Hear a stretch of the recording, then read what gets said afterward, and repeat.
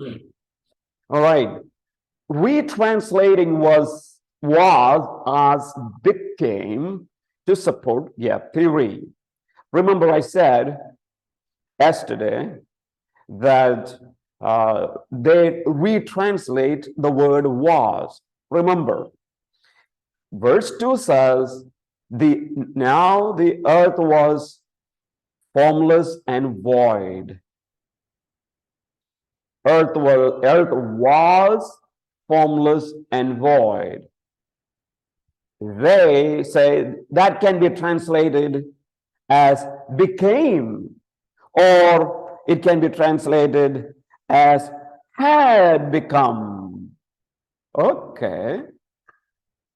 So that means, okay, so now the earth had become void and maybe empty, right? So that means, if that translation is right, that means there is some kind, it reflects or implies some kind of gap. Okay, so that is so what they say. Therefore, there is what you see, verse 2, right? What you see, verse 2, right? Now the earth was void. Now the earth had become, in their translation, they would say it had become actually a wasteland, right? A wasteland. Now, I just want to, 1 second, right? Okay. Formless and empty, all right? I just wanted to show, just read out to you how various versions translate this passage. For example, Christian Standard Bible translate this way: and now the earth was formless and empty. ESV translates, the earth was without form and void. KJV translate, and the earth was without form and void. And NASB, New American Standard Bible, translate, the earth was formless and void. NET, right, translate, now the earth was without shape and empty. NIV translate, my NIV, old NIV, not the new. Now the earth was formless and empty. Right? So these are the ways various translations translate. According to gap theory, they say we need to translate this one with became. The earth became formless and void. So that means it reflects, actually, verse 2 reflects judgment. Reflects judgment. Okay, that is what their argument. Now, there are, in the notes, it's more explained, right? And who argues, especially, Costens, it's an author who wrote about it, and he translated this way: the Hebrew word hayata, can be translated became or had become. Now, first of all, why we say that this is not a right kind of translation? Why you cannot translate was as became? Why? Right? That's where my argument would be. Let's look at it. First of all, a translation of was can be supported in few ways. Number one, as we looked above, was is an explanatory clause introduced by a Hebrew war disjunctive, so it explains something, right? That war disjunctive connects verse 2 with the verse 1. So verse 2 is an explanation of verse 1. All right. Now, where do we see that kind of translation? Let's look at, turn your Bibles. Let's look at a verse from Jonah, right? Jonah chapter 3. Jonah chapter 3.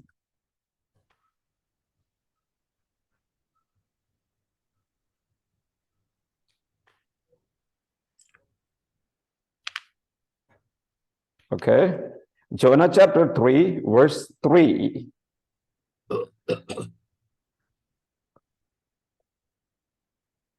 Jonah obeyed the word of the Lord and went to Nineveh. Nineveh was a large city. It took 3 days to go through it. Okay, look at that verse. Okay, let me read from NASB. So Jonah arose and went to Nineveh according to the word of the Lord. All right. So that is the main statement. And look at the next statement. It is just like Genesis 1 and 2. Same kind of conjunction is used there. And it says, now, see, it is explaining. See, where did Jonah go? To Nineveh. Now, the author, the author who wrote Jonah says, now Nineveh was exceedingly great city. It explains about important noun that is there. Just like that, there are many other places where you can see this usage, just like chapter 1 of Genesis. All right. So we are saying, no, it cannot be translated as became, but it can be translated, it has to be translated as was.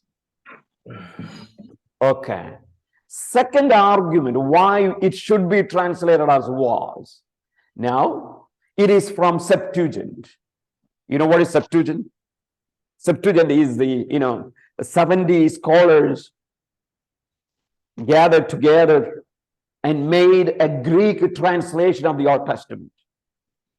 Right?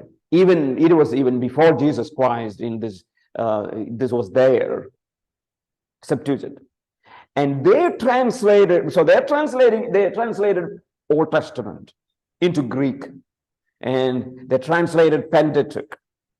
So when they translated, right, what we are talking about, a translation that was thousands of years old. When they translated, they used the word Amy, the imperfect form of Amy, which has to be translated in Greek as was. If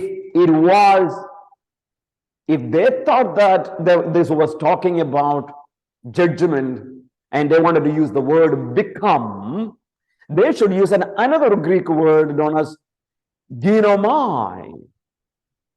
But they simply use the word Amy to say it is an explanatory clause.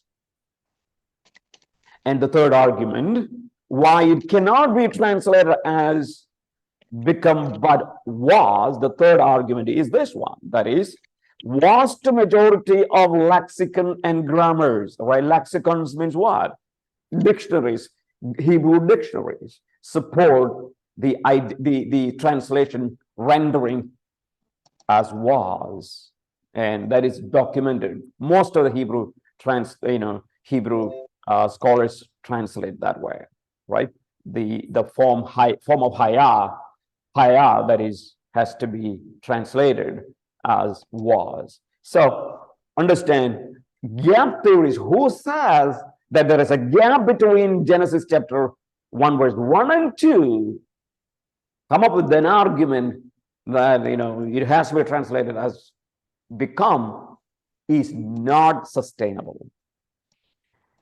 Okay, let's go to the fourth argument, which is another interesting. Verse 2, Genesis chapter 1, verse 2 says, use the word formless and void. Formless and void. Tohu wa bohu. Right? That's interestingly, this word is used there. As you, so that means when you read in Hebrew, you will see it is sounding similar, like the tohu wa bohu. So that's how it sounds, right? What is the meaning? Formless and void. Gap theorists would say there are two other occasions in the Bible where this phrase is used. What are the two occasions? One is Jeremiah chapter 4, another one is Isaiah chapter 34. In these two occasions, it reflects judgment. That is what they say. Okay? So the word formless and void, what you read in Genesis chapter 1 verse 2, is also used two other places in the Old Testament. One is in Jeremiah, one is in Isaiah. And in these two occasions, they say that the context actually talks about judgment. So let's look at then these two verses for our understanding. Jeremiah chapter 4 verse 23.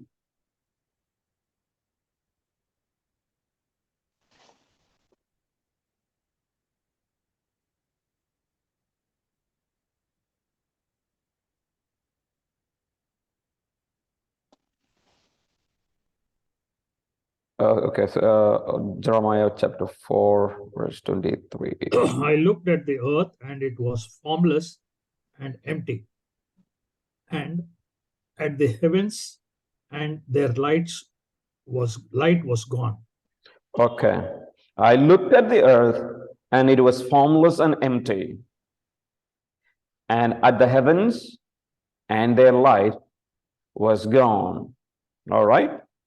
Let's look at the next verse. Isaiah chapter 34 verse 11.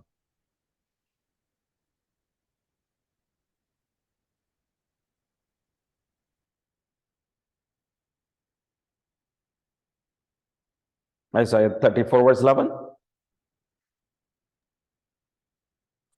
It will be haunted by the desert owl and the... Is it correct, sir? Yeah, go ahead. Yeah. It will be haunted by the desert owl and the screech owl, the great owl and the raven. For God will measure that land carefully. He will measure it for chaos and destruction. Okay. Which translation are you using? NIV, sir. NIV, new NIV. Okay. All right. NLT. The new one. Okay. Yeah. Let me read that one from where? Okay. NASB. But pelican, hedgehog will possess it. Owl and raven will dwell in it, and he will stretch over the line of desolation and the plumb line of emptiness. Right? Plumb line of emptiness. Okay.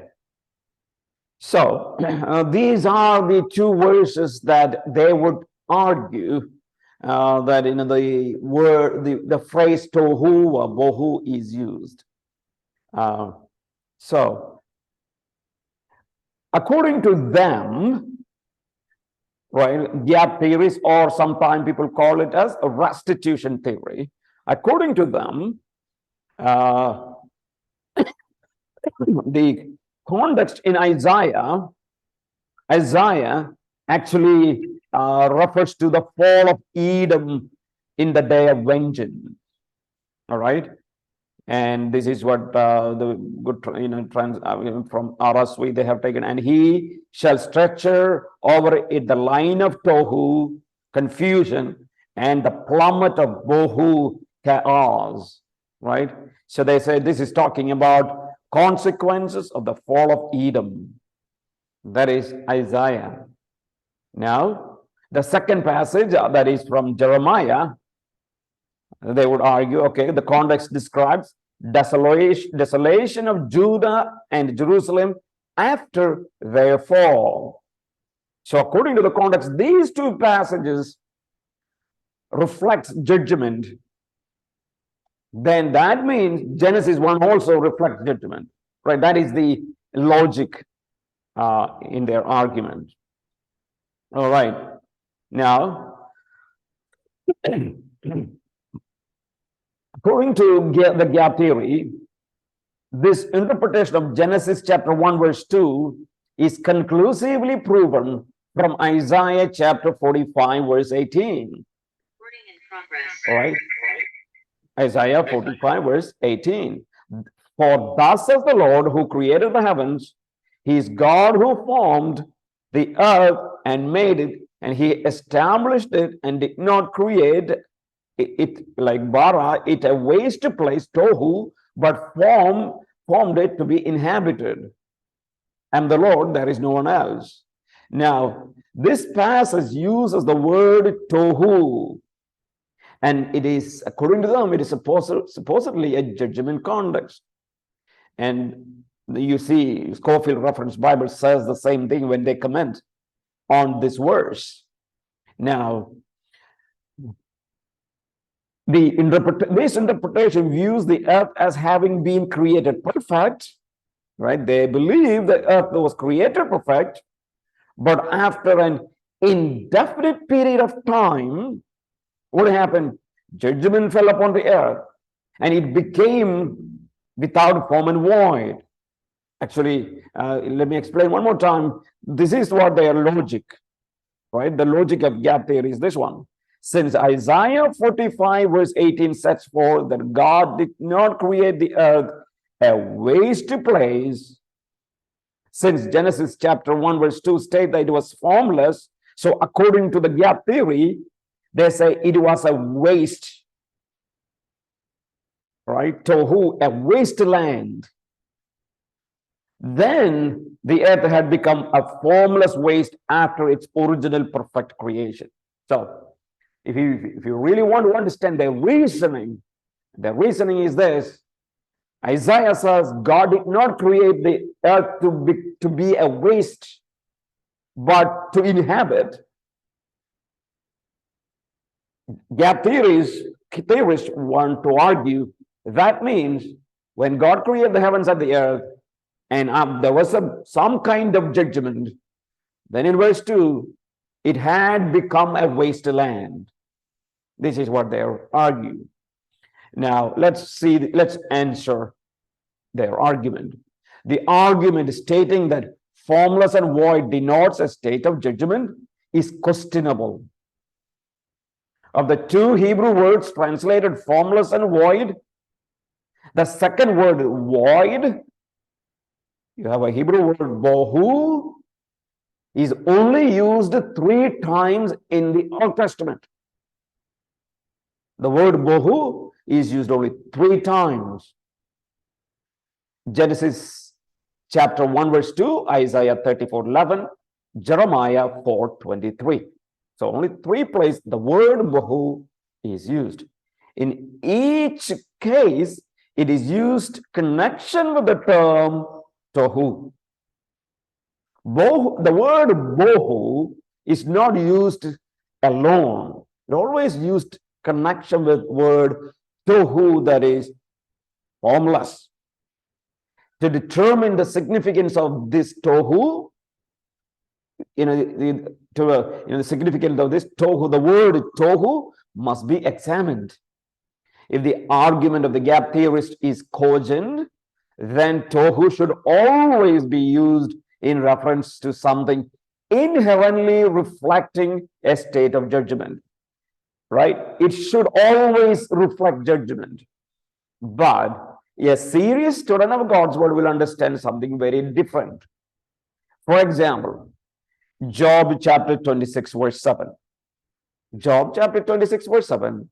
Job stated that God stretcheth out the north over empty space, right? God stretcheth out north over empty space. and hangeth the earth upon nothing. That's what King James Bible says. The point of this verse is that God stretched out the earth over an empty space. There is nothing judgmental or sinister about this. The same Hebrew word is used and you don't see any judgment. There are other passages where tohu is used to describe desert, right? Desert or wilderness, places characterized by emptiness. There are, these are the references. Whenever they talk about emptiness, empty place, they use the word tohu.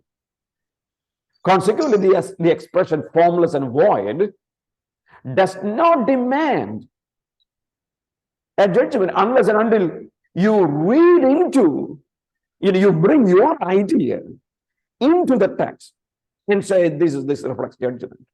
But in an ordinary way, when you read, that's not what you read from the Bible. It doesn't have to all the time. All right? It would be best to interpret this Hebrew expression as meaning unformed and empty. Right? When Bible says formless and void, the simple meaning is earth is unformed and empty. That's what it means. It doesn't reflect judgment. Now, let's take an example of the case with Isaiah 45. Actually, on the surface, it may appear that Isaiah 45 verse 18 negates our taking Genesis 1 verse 2 as an initial first step of the Creator in Isaiah 45 verse 18. Now the question is this one: does Isaiah 45 verse 18 substantiate that Genesis 1 verse 2 is a statement of divine judgment, or and not a statement reflecting God's creative power? I would say actually Isaiah chapter 45 is talking about God's creative power, not a reflection of judgment. We are convinced that Isaiah, yes, 45 verse 18 is in context, provides no support for the gap theory. The solution to this superficial problem is found in the last part of verse 18. If you really carefully look at that verse, this is what you would see. The remainder of this verse reads, He formed it to be inhabited. God did not create the earth to be a waste place, but to be inhabited. That is the translation, which means actually what you are reading, it is in that verse is not talking about judgment, but the author says God did not create the earth to be an empty land, but it is to be a place where human being can inhabit. That's what the actual translation. So the author, one of the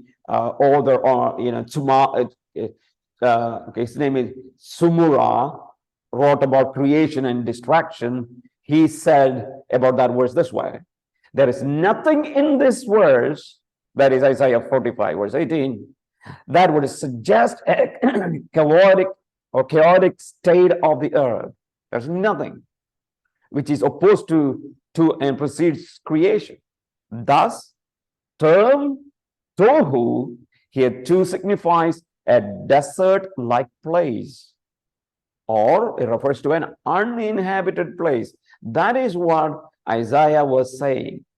It should be noted that lo tohu, not a desert place, as a resultive object. That is that's a way, when you explain Hebrew syntax, reference to a purpose of God's creative action. So he concludes this way. In other words, this verse explains that God did not create the earth so that it may stay desert-like, but to be inhabited. That is what Isaiah says.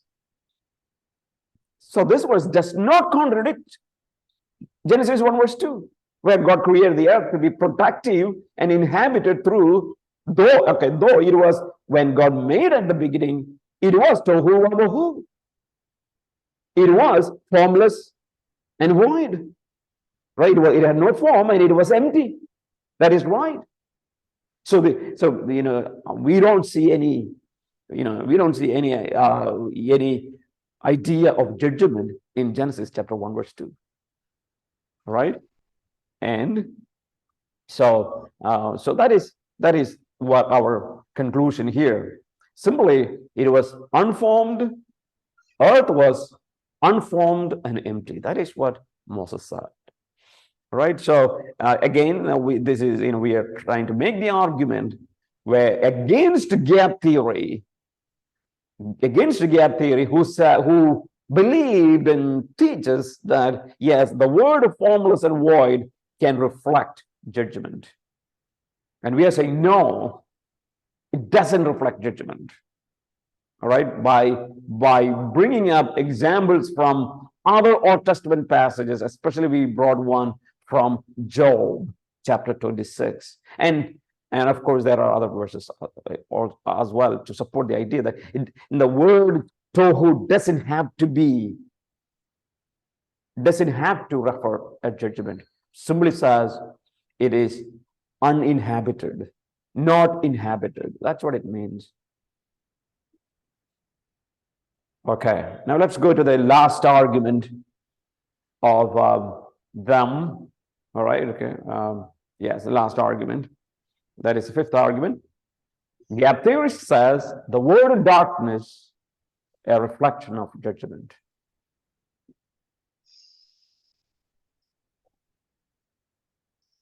Yeah. The moment you see the word of darkness, it reflects judgment. Wow, that would be interesting argument, right? So the word koshag, Hebrew word koshag, is used for darkness. They say a God of light. How can the God of light create darkness? Right? So that's what they say. The term darkness cannot be used to describe a state created by the God of light. Darkness, therefore, a result of judgment, because there is darkness. So it is a result of judgment. How can a God of light can create darkness?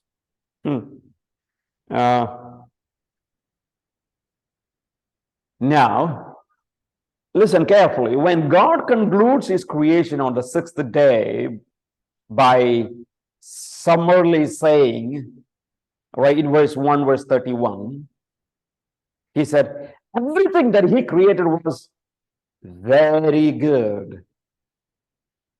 Right? Did not God say that? God did say it. And I would understand that this includes darkness in verse 10. God was making the conclusion, even the darkness was good. Right? Those who hold to gap theory or the modification, they would say, oh, no. Darkness actually denotes what? It's negative. It is a state of confusion and lifelessness, which is antithesis of God. No, it is not. It is not complementary to God. It is against God, because it is something negative. Darkness is something negative. Now, if you take that way, what are the problems? It creates more problems. First of all, we have three problems here. Number one, if God did not create darkness, who initially created it? Who created darkness then? If God did not create darkness. Okay, turn your Bibles to Isaiah chapter 45, verse 7. Don't think that I'm putting in you at trouble, but I think I wanted to read this one. Isaiah chapter 45, verse 7. Yes, please. I create the light and make the darkness. I send good times and bad times. I, the Lord, am the one who does these things. Oh, okay. Anyone wants to read from any other versions?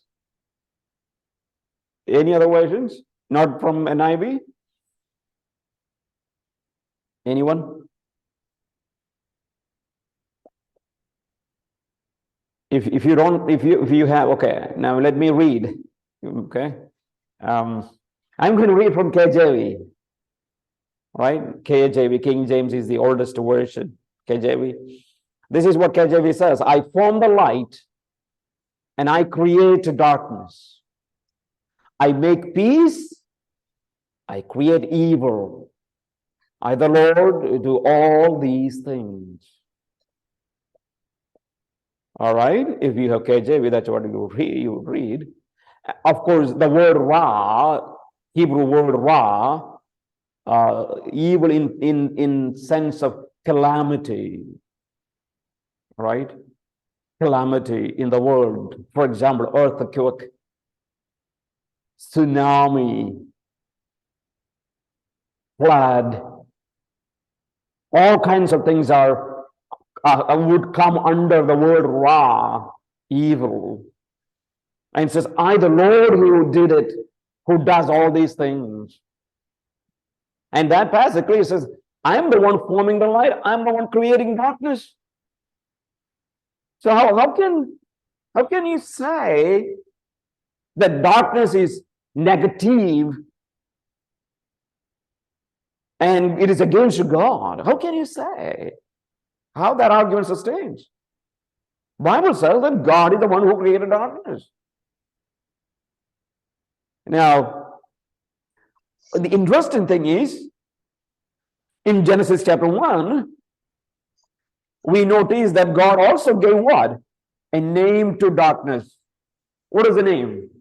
What was the name God gave to darkness? Anyone?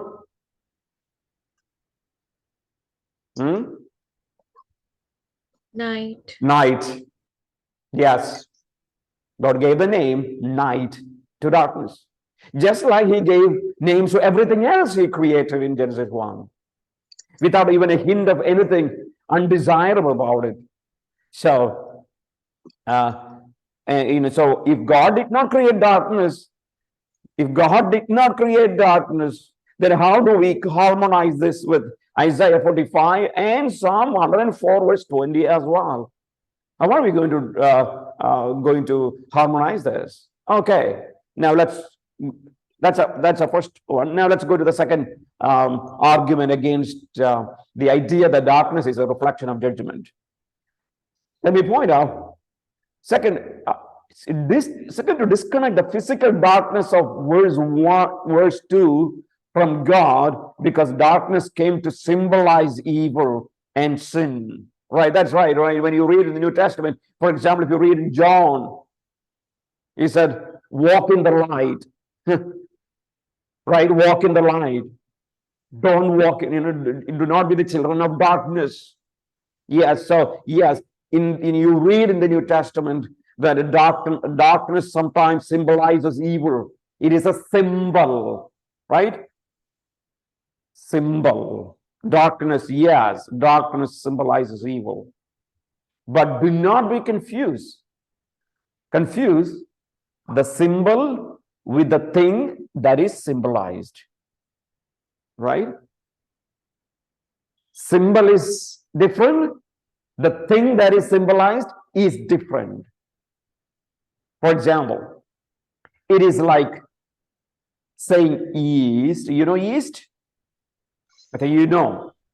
East is evil because, remember 1 Corinthians, if you read, a little bit of yeast leaveneth the whole lump, right?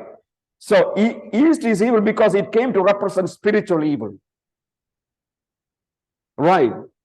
east symbolizes evil in the Bible, right? Does it mean that east is evil in itself? Friends, we need to understand the meaning of the symbol and the thing that is symbolized is different. The fact that a physical reality is used to represent something spiritual does not mean that every time this physical reality is mentioned, it must be representing that spiritual entity. No. So those who claim that darkness in Genesis 1 verse 2 is evil have confused the spiritual symbol as used elsewhere with the physical reality in this passage. Understand the difference between a symbol and the reality, the object, the real thing. Yes, darkness has used in the Bible as a symbol of evil, right? That is a symbol of evil. But that doesn't mean darkness in reality is always, for example, every day and night we have darkness, right? There are people who go and work in darkness. I mean, and who go for a job at night, right? There are people who travel at night. You look at darkness, right? You look at darkness, you see darkness. So darkness is it is absence of light. Darkness within itself, there is no evil. But yes, it symbolizes evil. That's what understand. Third argument against the idea, this idea that darkness, symbolizes, darkness is evil, therefore it reflects judgment. Third argument against that. The verse, grammatical arrangement of verse 2 does not support taking darkness as something negative. Actually, verse 2 is made up of three coordinative, that is parallel clauses in Hebrew text. The breakdown of this verse looks like this.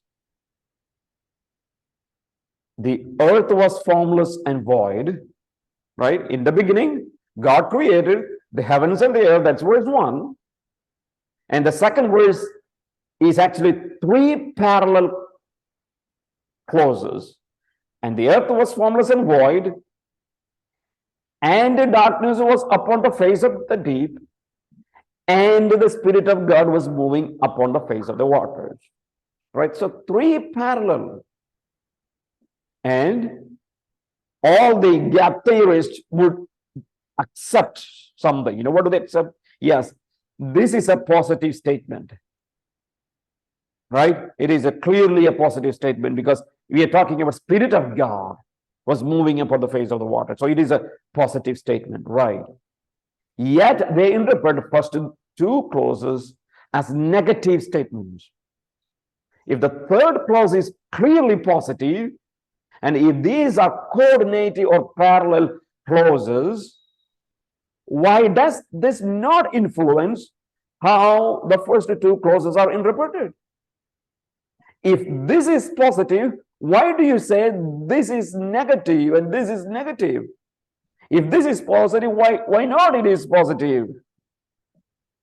Halen is one of the oldest, like century-old,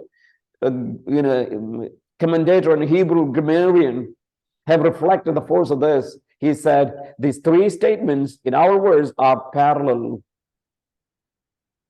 They are parallel. All right? The substantive and participle constructor, don't worry about this. Second and third clauses rest upon the Hebrew word haya. Okay? Hebrew word haya, don't worry. Hebrew word haya, or hayata, is translated as was.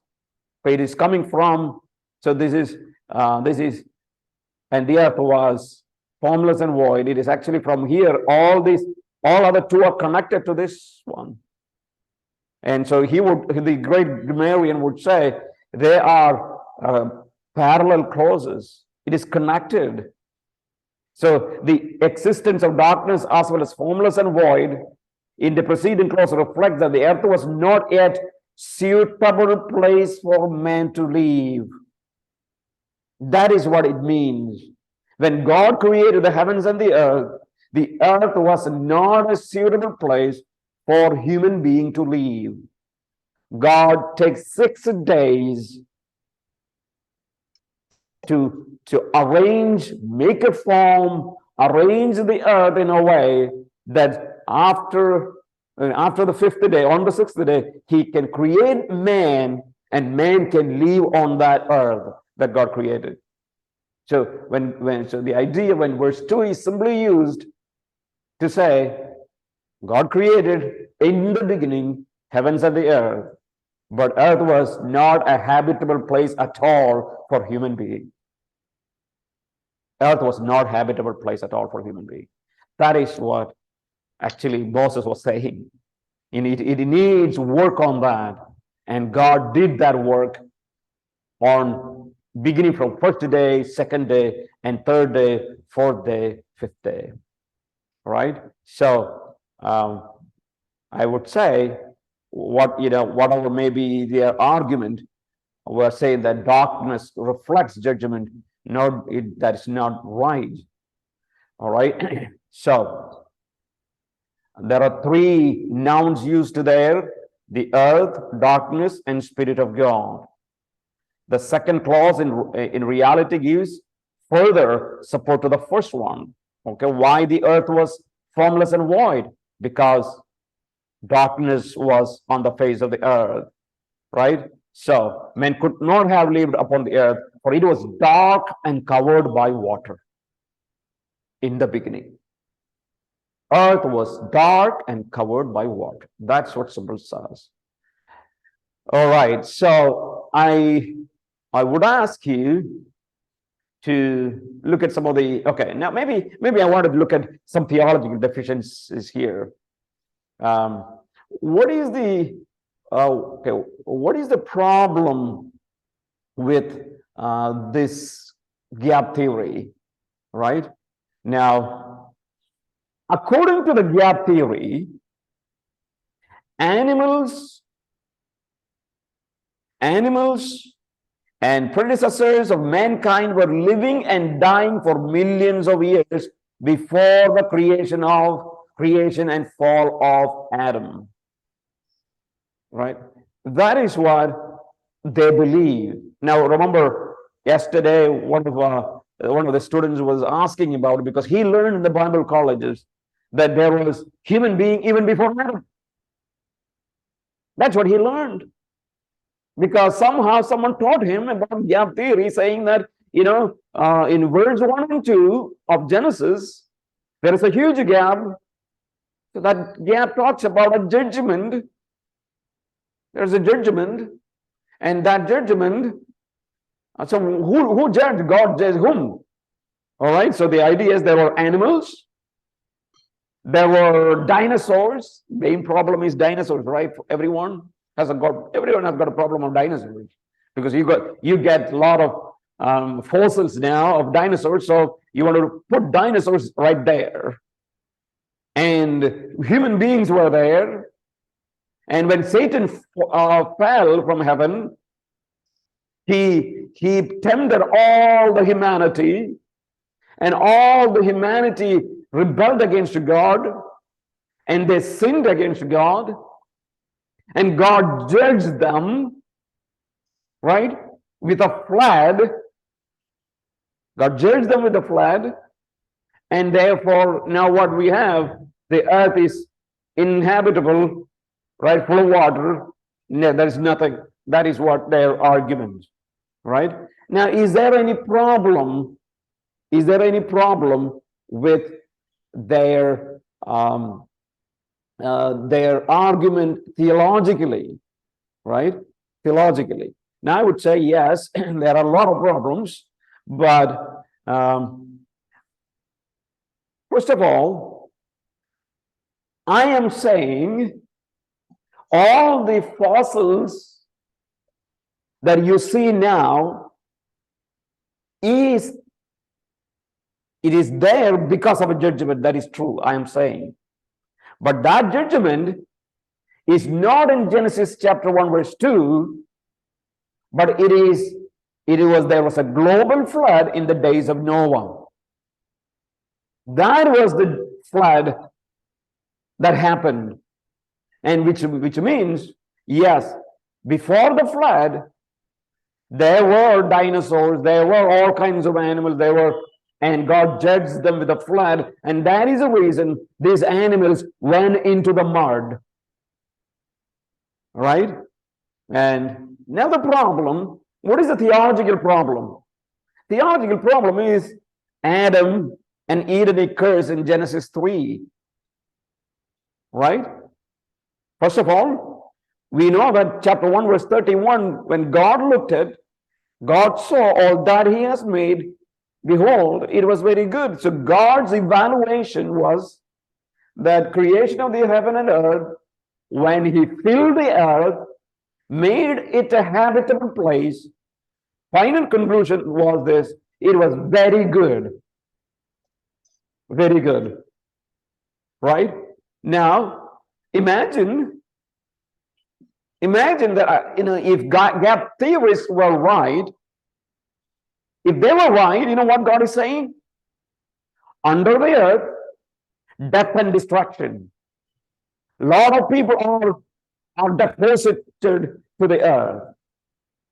Right? A lot of animals are gone to the earth. Their forces are there, and still God looks at it and says, looks at the death and destruction and judgment, and God says, everything is very good. Will God say like that? I don't think that God, after looking at judgment and death of billions of human beings and animals with the flood, and at the end God looks at everything and says everything is good. No, I don't think God would say that one. All right? So that is the first problem I see in their view. Second deficiency of gap theory is that it undermines scriptural import of Noah's flood by placing the fossil-laden sedimentary rocks, right, in the so-called flood of Lucifer. This is what they say, flood of Lucifer. Between Genesis 1 verse 1 and 2, gap theorists have read into the scripture greater import to an event about which the scripture is completely silent. Just think a minute. Has Bible ever said that there was a judgment before Adam ever created? Have you ever read in the Bible later that there was a judgment before Adam ever created? You will never read. All what you read in other places in the New Testament and other places in the Old Testament about one judgment. What was that? It was the flood at the time of Noah. Only one, that was the one that you read. You don't read about a Lucifer flood, right? Flood of Lucifer. No, I don't think you would ever read in the Bible Lucifer flood. No. So it is, you're bringing some idea that is in the mind of people into the Bible and say that this is what, because simply what you want to do, you wanted to compromise with the science and say, yeah, but the earth is millions of years old. So this is how we make it millions of years old. Right? The third problem. What is the third problem? Third theological deficiency is compromises the biblical import of Genesis chapter 3. The impacts of the fall of Adam and Edenic curse, right? We have already dealt with that. We should remember something, right? Paul says in Romans chapter 5, right? Through one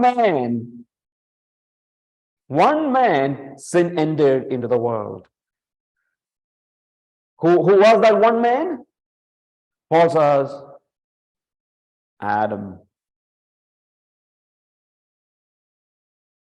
Through one man, sin entered into the world. But according to gap theory, they say there was a pre-Adamic race. Pre-Adamic race. Pre-Adamic race. That means, no, actually sin entered not with Adam. maybe with somebody else. Well, that is absurd. It creates a more theological problem than it can solve. All right. So, and so that is the big. Then, of course, we have seen that problem already. All right. So, what I would ask you is to go through the notes. It would help you help you to understand a little more clearly what I have discussed so far. Any questions?